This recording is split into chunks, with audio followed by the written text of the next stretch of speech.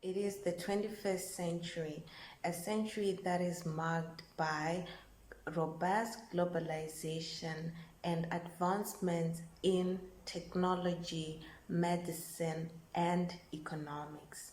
But how do we explain the death of 3.4 million people due to waterborne diseases annually? How do we explain the death in Africa of 829,000 people due to diarrhea? Even the statement by UN that goes, unsafe water is even deadlier than bullets in war and conflict affected areas. My name is Tafadzwa Sachikonye. I am a researcher from the sub-Saharan Africa. I would like to extend my gratitude to WATERCLIX and Ban Ki-moon for allowing me this time to present my SDG on wastewater management. My research focuses on wastewater management in urban cities of Africa.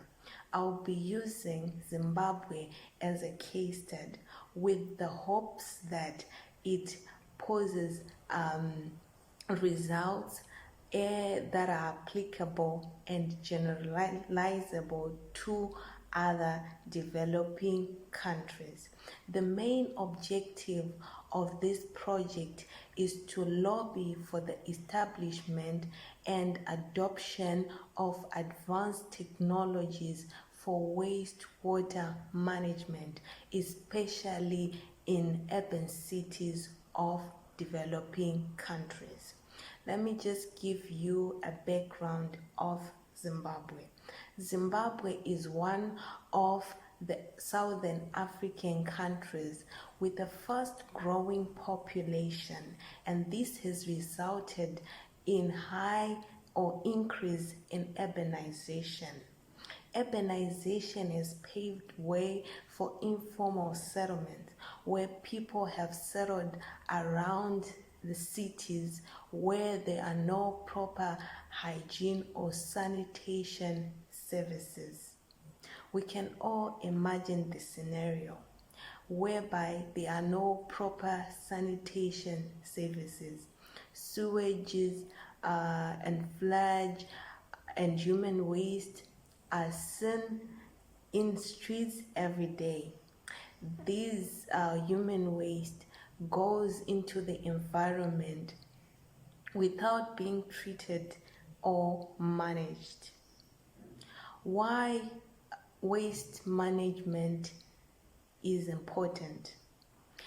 We have seen over the years a large amount of money and investment as well as policies being made specifically to the access of clean water. This has resulted in the establishment or drilling of boreholes as good water sources around most developing countries. These undoubtedly have been good initiatives on the part of NGOs as well as governments. But what happens after water has been used is a responsibility of a few. Someone said that the infrastructure that exists to treat used water in most African countries was initially not meant to treat the water, but rather to just remove wastewater from cities. So that means that most developing countries are in need of replacing the old infrastructure with the new innovations that are available now in order to counter the effects of wastewater. Wastewater, this is water that is contaminated both from pollutants of commercial and domestic processes. This water affects, if not managed well, affects public health, the environment, and as well as the economy.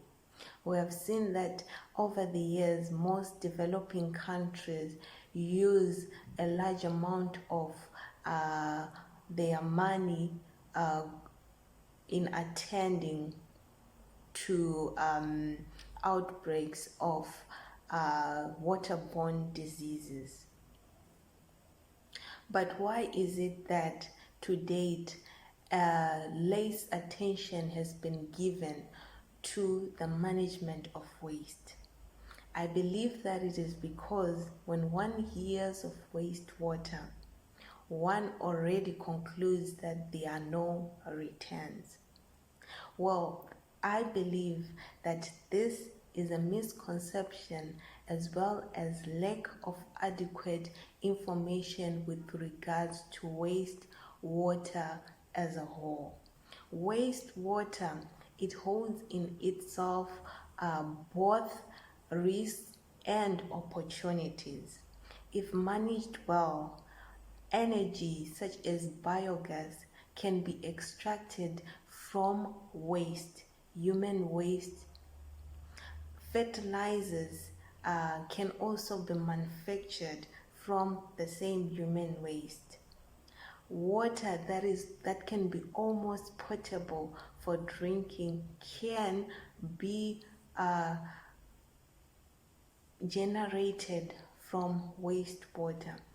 All these, they are the potentialities that lie within wastewater. Let's look at Sweden.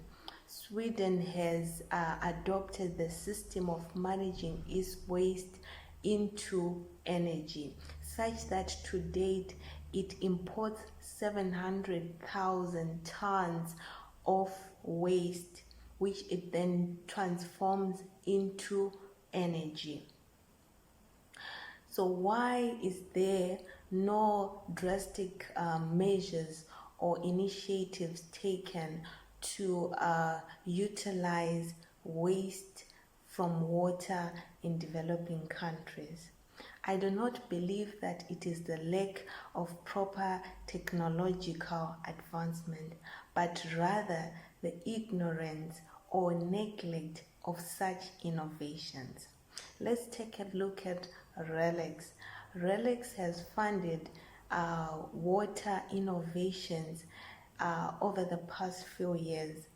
A few of these innovations include innovations by Luwad, which introduced waterless energy toilet system that replaces the sewage systems when dealing with waste. It also funded the solar sack that purifies water from direct sunlight at low cost. It also funded flex cremator that that has introduced a system that is used to empty pit latrines. All these are among the innovations that exist that are both affordable and environmental friendly for developing countries to adopt in order to deal with the problem of waste. So wastewater is both a problem but as well as a resource that is worth investing in. Since I mentioned earlier that it can lead to the production or generation of energy as well as fertilizers. These are some of the resources or basic needs that are lacking or are on high demand in developing countries. My project aims to bring more and more studies and researches, as well as to advocate for due attention to be given to wastewater. so as to contribute in the amounts of safe water as well as public health and also protection of the environment. Just linking my project with the current pandemic. The current pandemic has taught each and every one of us the importance of sanitation and hygiene. And I believe that post-COVID, most statesmen, policymakers, and even the public would be keen and would have that will to invest more with regards to sanitation, which will include wastewater management. With this in conclusion, I would like to state that as much as accessing clean water is important, but for sustainability of water and health, there is need for attention, equal attention to be paid as well to wastewater. What happens to water after it has been used? It is the responsibility of both the provider and the recipients of water.